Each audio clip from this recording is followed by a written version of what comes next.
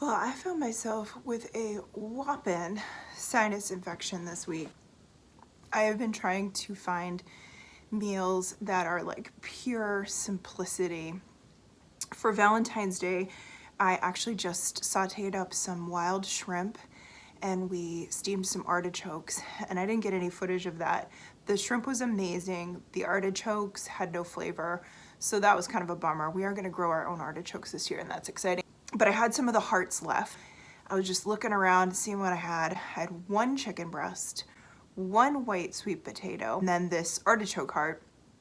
And one of the things I've been trying to use up is like some of our barbecue sauce and plum sauce and things like that, because we have a lot of jars of that. And I just got it in my head that I was gonna make a barbecue chicken, sweet potato, enchilada pie. And I always think I invent these things, like, oh, nobody's ever done that before. Yeah, somebody's done that before, so it's there, it exists. But basically what I did, and again, I started making this before I decided that I would talk about it, but I sliced up the sweet potato, the white sweet potato. I like white sweet potatoes. They might be considered yams.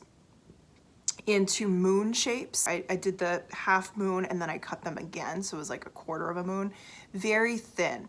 And you just saute those, and at the same time that I'm sauteing those, I've got the chicken breast going. And then I just let everything, and I threw the artichoke heart in there, and I just let it chill out, and then went back in and shredded the chicken. And once the chicken was shredded, I dumped in my homemade barbecue sauce. I have to try to figure out which one I use. I'm pretty sure it's a Food in Jars recipe. So I got that barbecue sauce in there, and then I just let that cook just for a very short amount of time, and then prepared my pie plate. I used a pie plate because I just did. You can either put a little sauce down or some oil. You want to put something under those first tortillas, and then I just layered it. Tortilla, sauce. I use raw goat cheddar. It's the only cheese that I can really tolerate. I find it at our grocery store for $2.99, which is an amazing price, I think. Sorry about my voice, I still have the sinus infection. And I added a little oregano and a little cumin to the cheese, and I just kind of mixed it up. So then I was doing the layers. So tortilla, sauce, cheese, tortilla, sauce, cheese. At the top, I should have added a little sauce on those tortillas on top. I did not do that, and they got really dry. We ate them anyway, like little chips. But definitely add a little sauce to the top there.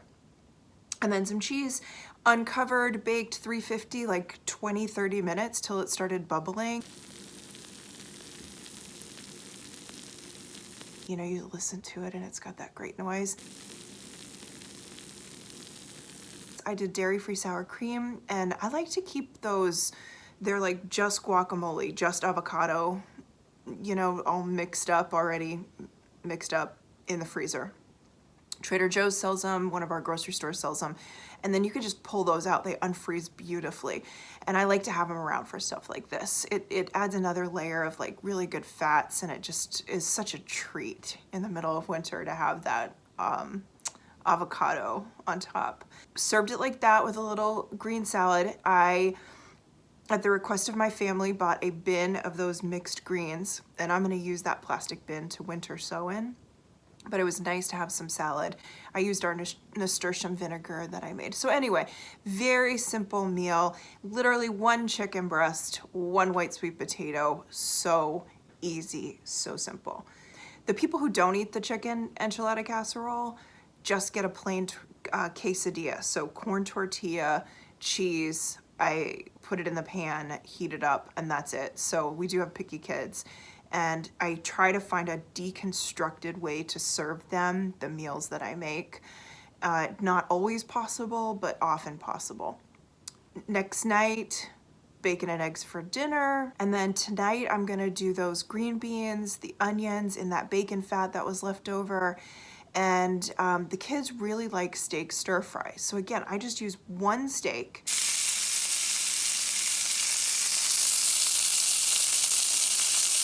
A lot of kids in this house, a lot of people I'm feeding, one steak. I make up the rice, I let it cool all day, I make it up in the morning. let it cool, and then I do a stir fry, and it's only steak and rice for the kids. I might make some peas and onions and stuff on the side. I'm doing it on the side because not every kid will eat it if I don't make it just really simple. Okay, now we're just gonna season this up a little bit. I'm doing coconut aminos, some of this General Tso's because the kids really like it, already made up, easy. Some rice vinegar. I have some lime if I need to add a little more of the kind of tangy, sour flavor. This is just some coconut sugar. That's really nice. So this is just coming up to a nice high heat, and then I'll just keep adding more as needed.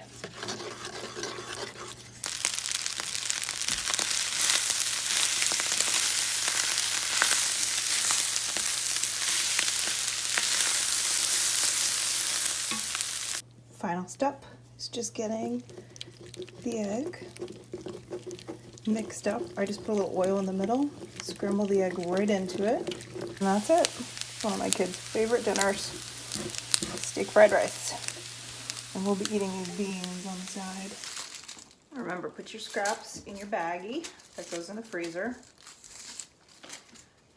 So last night for dinner, I made bacon and eggs. Super simple. Toast for people who wanted toast, and today I want to use the bacon fat because it's good bacon, and so I want to use the fat, and so I'm gonna cook up some onions and some frozen green beans in that fat. I just have my onions that I've been working through that I grew, and I'm gonna throw those in the bacon fat. And it's 8:49 in the morning. This is not like, you know, nighttime food making. This is just like, hey, the bacon grease is in the pot, I need to do something, so let's go do it.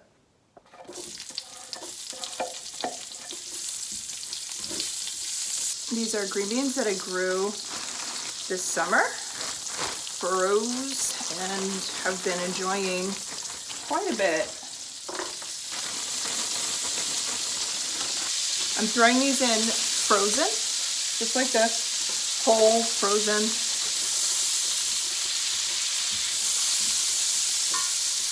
Green beans are one of the easiest foods that you can grow, and you can just do bush beans if that's easiest. They're very fast, and you get quite a big harvest off of each plant, and then you flash freeze them and throw them in the freezer, and then you can work through them because they will go bad pretty quickly.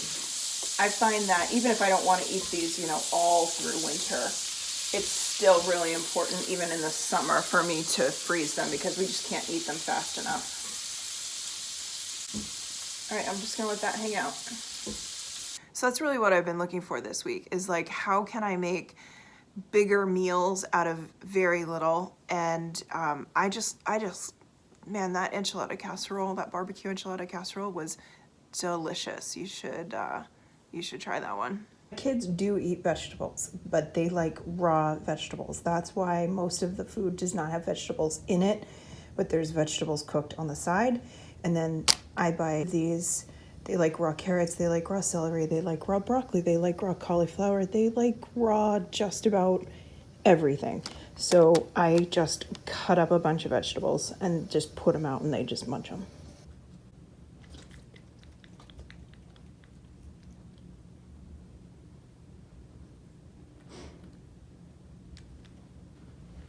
Don't cry over spilt milk, even oat milk, because your kitty will drink it.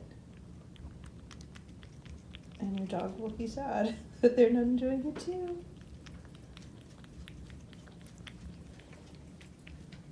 Yeah, I know, I'm sorry. I've had a couple of really hard weeks, and I think part of it is certainly winter. I gotta up my vitamin D. Part of it is hormonal, being 47. A lot of shifting and changing in my body. And part of it was getting sick. I'm gonna sneeze. I'll edit that out. And then just some stuff going on, like in, you know, my work, and just decisions and just all of it. Just really tough couple weeks. And I've been really down on myself for what I'm not getting done, how much isn't getting done. And I feel like crap. It's like, I know I would feel better and be able to relax more if the bathrooms were clean, if I knew certain things had been accomplished. And I guess I'm trying to get to a place in my life where when I get sick, it isn't this catastrophe of things. And then I can just remind myself, like, hey, those bathrooms will get cleaned next week. Or, you have a lot of children. They can pick up a paper towel and some spray and go clean something. Even though sometimes that's harder for me to micromanage their cleaning. It's important. But I'm trying to get to a point where the world doesn't fall down around me, because I've made all these, potential avalanches. And that's really what I've been looking at for my brain and how things operate. And so thinking about like these simple meals that I can make, also getting a bunch of stuff in the freezer ahead of time so I can pull something out. We kind of went through all that, so I need to revisit that, stocking that up. But, making some bacon and then the next day making green beans, very, very simple. And it's nice to know that those things are there.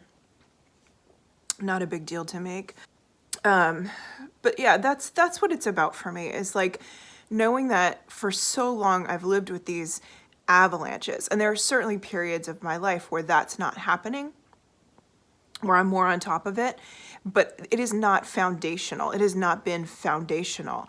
And one of the reasons I talk about sacred roots so much, and that I've really embraced this concept, is like that foundation, that ground has to be solid. We've got to be planted down so that things can go wrong. There can be struggle, there can be challenges, but you're okay because you got those roots down. You've got those roots down. These last few months have been all about that. Like, how can I make a stronger foundation? When I get sick, it's not about anybody else. It's only about me. It's about the expectations I have on me. Nobody has expectations on me. They may not, love it, but everything's fine. We're fine. And, I tend to be controlling about certain things. Like, I like my coffee the way I like it. I like my tea the way I like it. I like to make my own tea.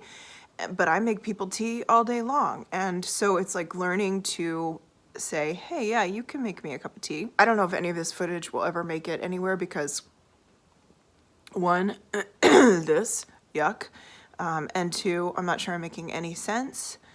Though these things feel like they need to be said, maybe I need to say them a little more coherently another time. I don't know.